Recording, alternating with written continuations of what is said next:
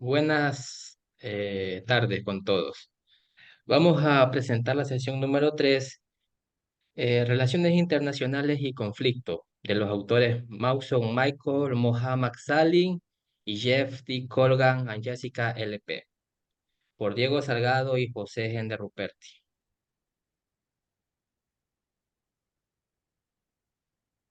Diego. Buenas tardes. Sí, bueno, a desarrollarlo, lo hemos compartido con mi compañero José y vamos a iniciar.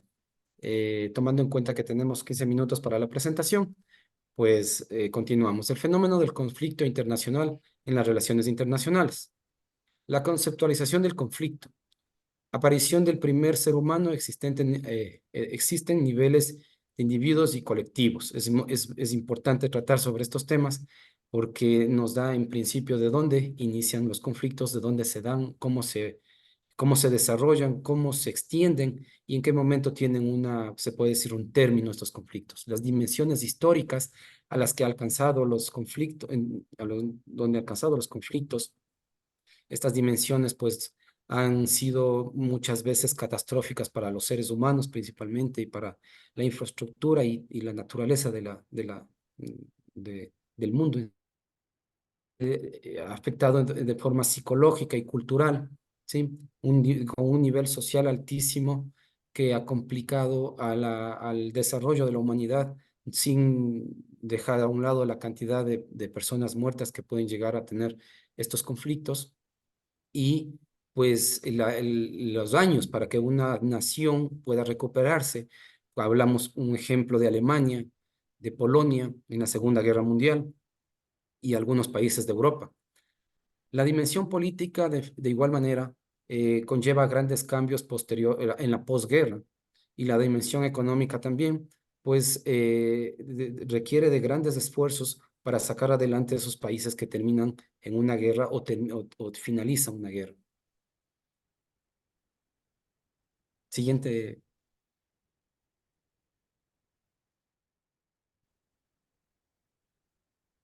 Dentro de ello podemos hablar sobre la conceptualización del conflicto. Concepto de conflicto. ¿Qué es un conflicto? ¿A qué le llamamos un conflicto? ¿O cuándo inicia un conflicto? Desde el punto de vista psicológico, Murray destaca la importancia del concepto de conflicto para comprender a las relaciones al individuo como también con los trastornos mentales.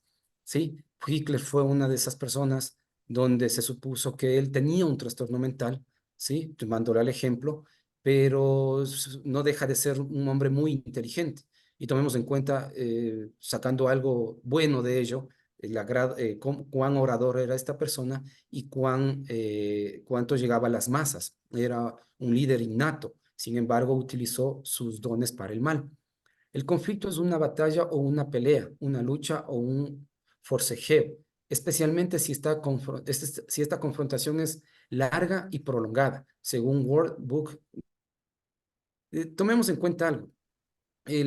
Todo conflicto, si bien es cierto, y podemos ver en la actualidad guerras que se desarrollan en varios años, hay muchos años para que estos conflictos terminen, se han dado, al menos en diferencia a los antiguos conflictos o las de la Primera o Segunda Guerra Mundial, que hoy día tienen apoyos externos, ¿sí? Un conflicto, podemos darle el ejemplo de Rusia, donde su supuesta guerra con la OTAN termina destruyendo a un país, ¿sí? Un país que estaba en vías de desarrollo. Sin embargo, este país, Ucrania, tiene el apoyo de otros países que por sus diferentes intereses hacen que estos conflictos se extiendan, ¿sí? Y no sea un conflicto de poco tiempo, sino terminan siendo conflictos de varios años, como el de Siria.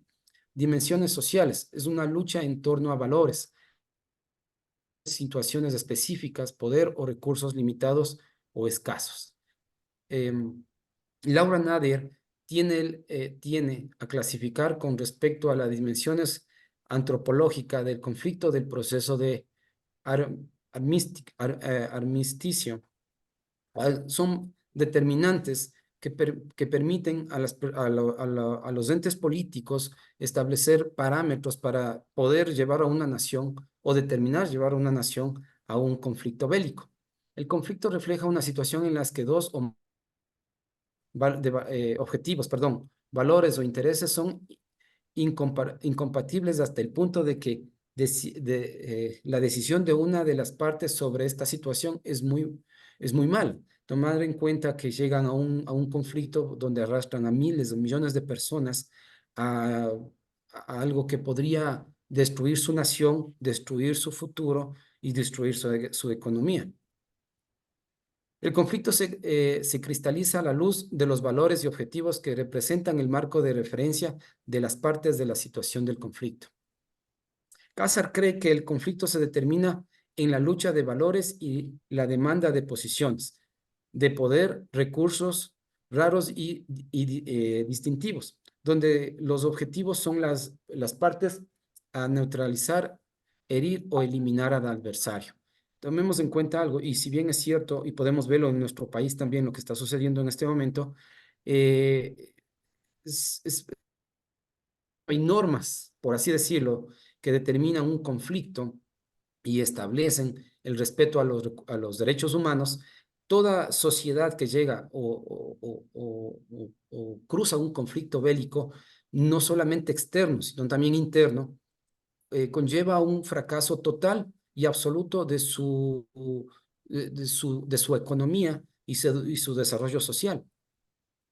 Por eso siempre se establece llegar a que estos conflictos no lleguen a ser armados y sea más un tema de conversaciones donde puedan llegar a mutuos acuerdos.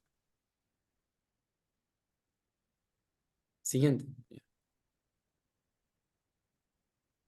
Dentro de esto podemos ver la conceptualización del conflicto, teorías del conflicto. La punto de vista de relaciones internacionales hace referencia a un conjunto de tesis intelectuales que pueden contribuir a la interpretación del comportamiento exterior del Estado. El término adecuado a emplear es de teorías del conflicto, no el de teoría de conflicto, debido a que cada una de las cuales se encarga de interpretar por medio de dimensiones.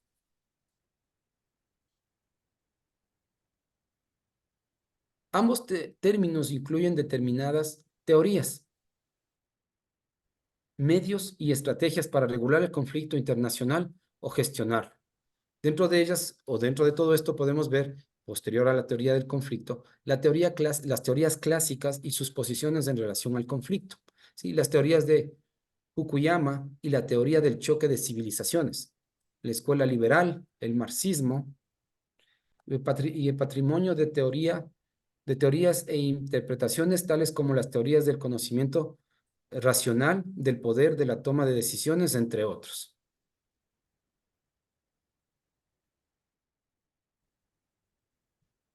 Existen las diferencias entre el conflicto y conceptos similares.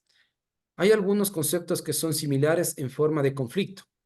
Tensión se caracteriza por la carencia de violencia, pero existe ya una tensión previa o como les decía hace un momento, todos los parámetros previos a llegar a un conflicto ya armado, donde se determinan procesos, o sea, hay pasos para llegar a esto. La crisis, la fase del conflicto que puede terminar en guerra.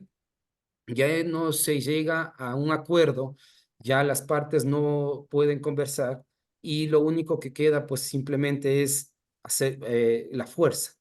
Guerra entre dos o más partes con alto nivel de violencia, ¿sí? Hemos sido ya partícipes, hemos podido ver en nuestro tiempo, en estos tiempos, ya de varias guerras, como las de Siria, como la guerra de Rusia, y en este momento lo que se está dando en Israel.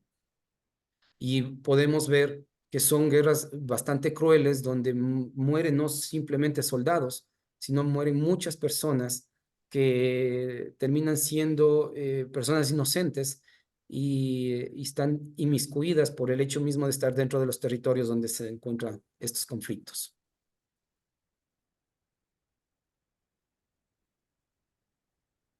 Siguiente.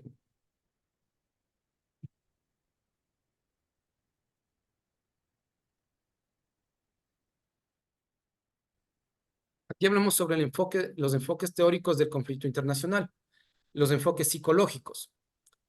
Centran su interpretación en las motivaciones del conflicto y el conflicto internacional. ¿Sí?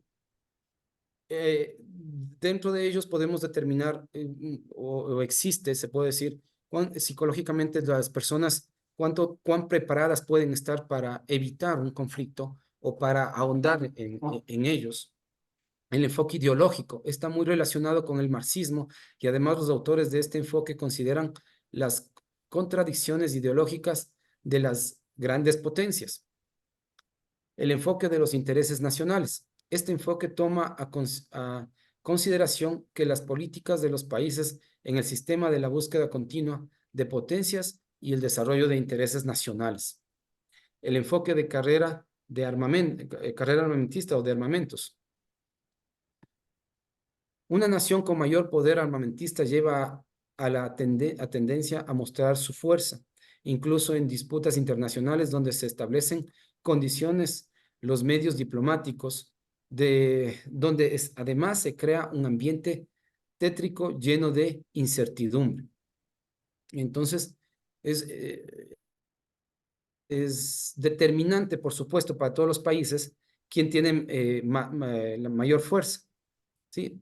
Todavía el anterior, eh, ¿quién tiene más fuerza? Hoy podemos ver, por ejemplo, que mucho tiene que ver la economía y mucho tiene que ver el comercio, como vamos a ver un video más adelante. Es prescindible determinar que si bien es cierto, quienes inician muchas veces las guerras no necesariamente son quienes más armamento tienen. Sin embargo, pues quienes determinan una posición, ¿sí? Es quienes se encuentran a la vanguardia en poder armamentista. Enfoque relacionado con la naturaleza del sistema político internacional. Este enfoque se deriva de la suposición de que el sistema político internacional basado en el principio de soberanía nacional, que es la principal forma de fuente de caos y de conflictos internacionales.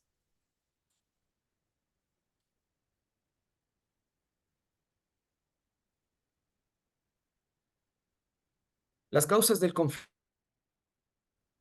son varias y podemos o hemos tratado de determinar en estos cinco aspectos. Adquisición de territorios, ¿sí?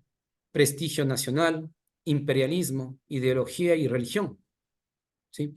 Hemos visto la última guerra de Rusia, si bien es cierto, y se habla del tema de ideología, ¿sí? Pero yo creo, y si cruzamos en estas causas, el imperialismo de Rusia hace que se desee llegar a manejar estos territorios, ¿sí? Porque ya hubo una guerra previa donde sí Rusia se tomó territorio de Ucrania. Entonces, si analizamos estos procesos, vamos a ver que sí, que en esa guerra es la adquisición de territorio uno de los principales enfoques, más allá de la seguridad nacional que ellos comentan. Bien, a continuación, la siguiente lectura. eh, Vamos a analizar el sistema internacional. Por ejemplo, el conflicto está siempre presente en el sistema internacional para esta lectura. Pero hay condiciones en las que se lleva a cabo un conflicto, como por ejemplo la negociación. Esta ayuda a diluir los conflictos como son por excelencia los conflictos armados, los conflictos violentos, pero adicionalmente hay una preocupación por parte de uno de los pensadores de la escuela inglesa, que es Barry Busan, que dice que las instituciones de seguridad posteriores a la Segunda Guerra Mundial ya no son suficientemente para abordar los dilemas de la seguridad. Por ejemplo, el caso de la Guerra Fría y un hecho importante que marcó el inicio de nuevas guerras o las nuevas guerras asimétricas, como son el tema de los atentados al 11 de septiembre en Nueva York. Los conflictos o sus ciclos de conflictos. Vamos a analizar. Para que existan este ciclo de conflictos, va primeramente a comenzar desde el desacuerdo hasta la construcción de una actitud negativa. Pero sin embargo, no hay que olvidar que siempre va a existir el antagonismo como uno de los rasgos característicos de este ciclo del conflicto. Aparte, la reunión de fuerzas, la violencia abierta, el alto al fuego y el cese de las hostilidades. Las fuentes del conflicto. Tenemos que aquí hay algo importante, la naturaleza anárquica del sistema internacional. Esto es algo muy importante porque estas son las nociones de Walsh, la naturaleza humana egoísta. Otro de los pensadores que nos trae esto es los rasgos hobbesianos.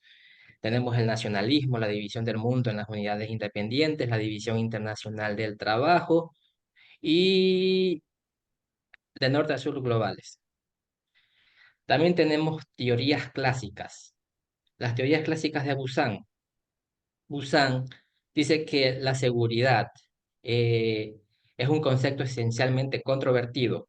La adaptación de Busan, con su aporte a la teoría de los complejos de seguridad, ha ayudado a destacar dos momentos importantes en la aplicación.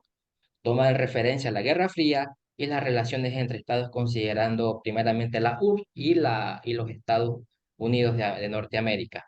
Inicialmente, los complejos son definidos por la proximidad geográfica de los estados, situación que ocasiona que su seguridad está relacionada con los estados cercanos, lo que dice que las amenazas sean definidas en términos regionales y subregionales, sin olvidar el rasgo político-militar. La teoría realista. El realismo dice que la anarquía es una característica duradera en el sistema internacional, tomando las nociones de Walsh, y que este fenómeno tiene raíces en naturaleza humana, caracterizada por el deseo de poder. Todos quieren el poder y sin el poder ellos no pueden vivir, donde interviene el poder militar, donde además existe un debate. Y este debate es entre realistas y neorrealistas, donde coinciden estas dos posturas, que el sistema carece de un gobierno central para cumplir con las reglas existentes.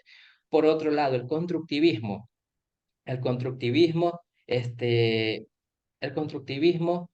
eh, percibe la seguridad como resultado de la interacción de varios actores, donde los valores e identidades sociales dan forma a estas relaciones para que esta doctrina de seguridad sea catalogada como intersubjetiva, construida por un proceso de interacción y de negociación. Ahora, la seguridad o el desarrollo, pero en el concepto de desarrollo humano.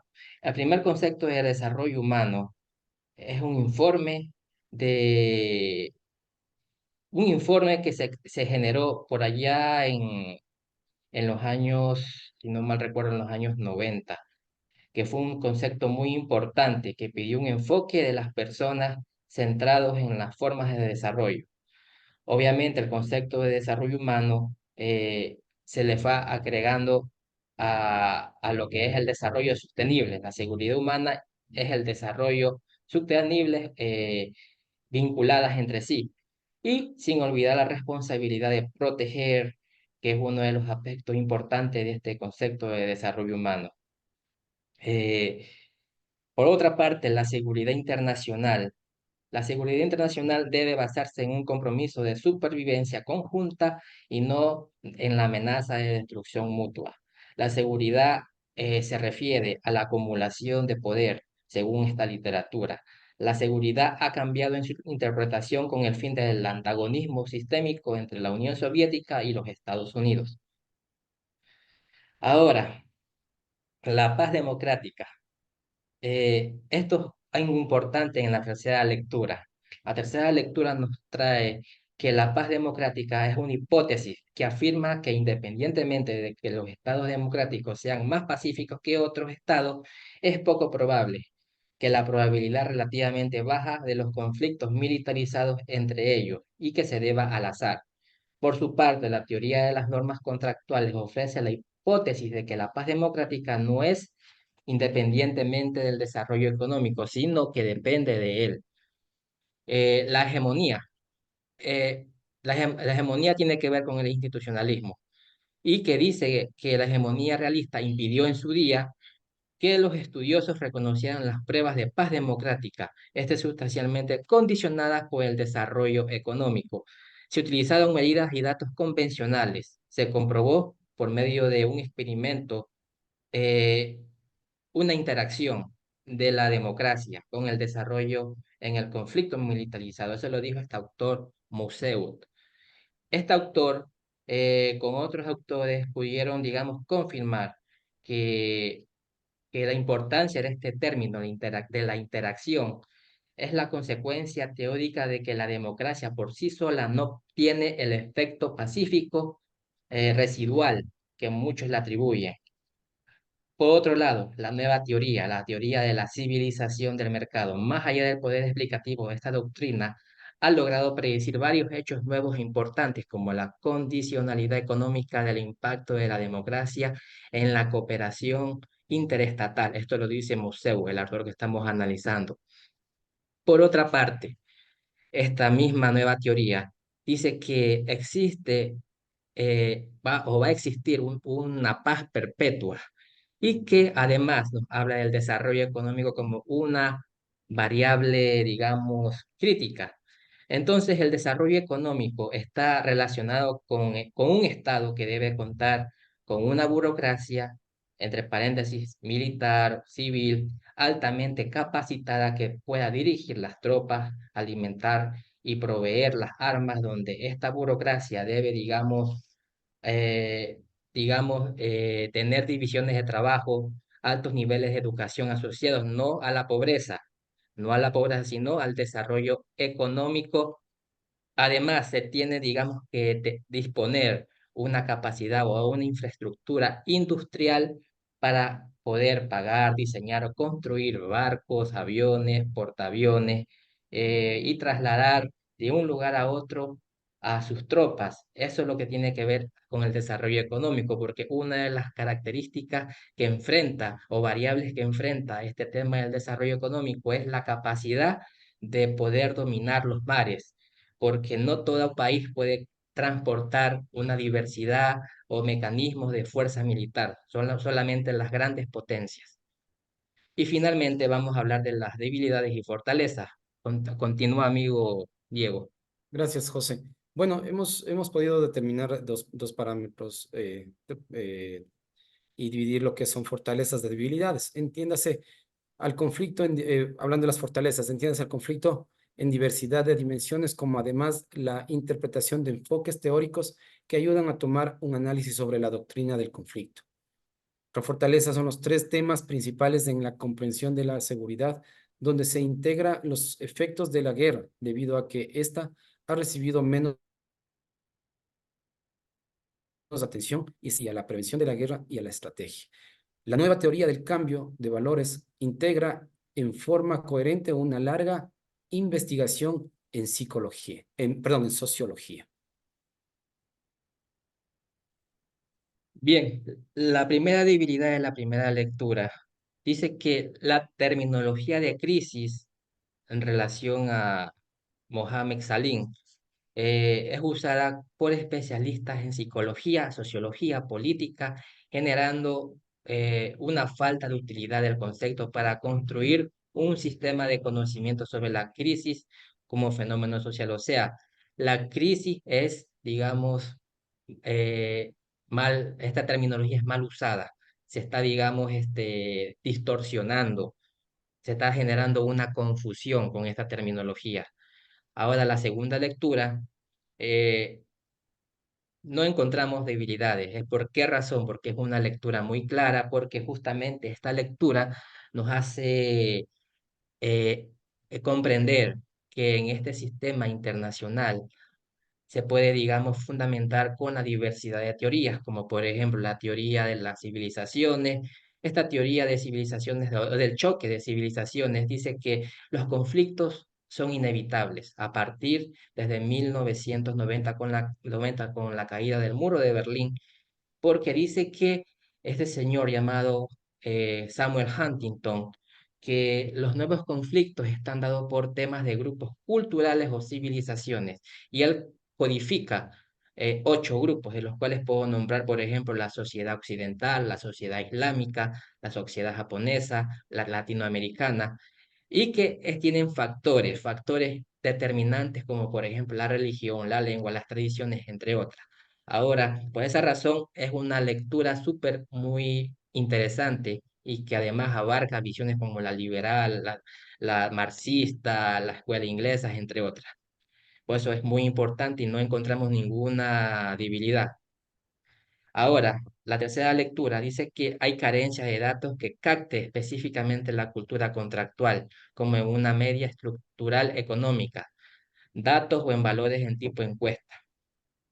O sea, en otras palabras, es una lectura confusa, porque al emplear datos cuantitativos genera una confusión porque es una lectura bien filosófica y que además los datos que se presentan aquí no se pudieron entender. Por esa razón es una lectura bien complicada, bien compleja. Como ya lo dije, es muy confusa. Y eso sería toda nuestra presentación.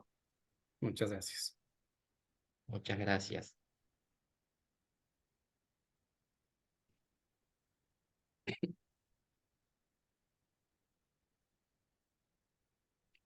Lady Meeting.